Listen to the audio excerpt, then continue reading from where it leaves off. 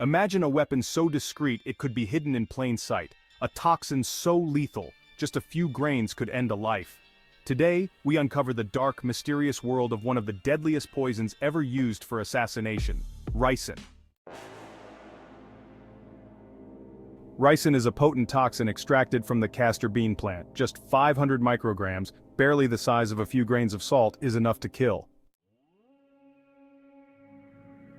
During the Cold War, secret laboratories around the world, especially in the Soviet Union, sought to perfect the art of assassination. Laboratory number 1, hidden in the shadows of Moscow, was notorious for creating poisons that were almost impossible to trace. Their most infamous creation, a deadly ricin pellet. One of the most famous cases of ricin poisoning was the assassination of Bulgarian dissident Georgi Markov in 1978.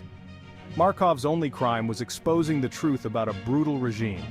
Markov had fled to London where he worked as a journalist, using his voice to reveal the corruption of Bulgaria's communist government. But for every word he spoke, he painted a target on his back.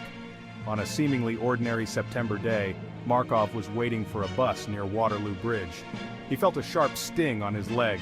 When he turned around, he saw a man picking up an umbrella, apologizing in a foreign accent.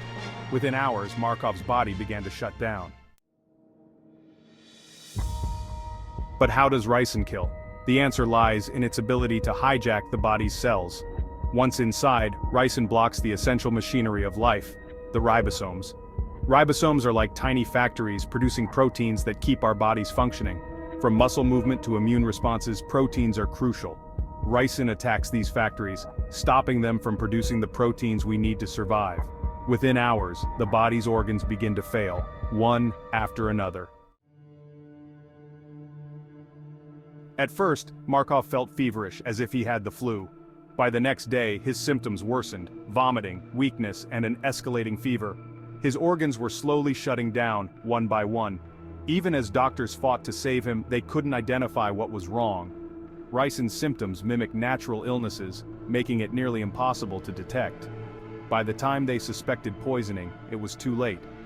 Georgi Markov died 3 days after he was injected, leaving behind a chilling mystery.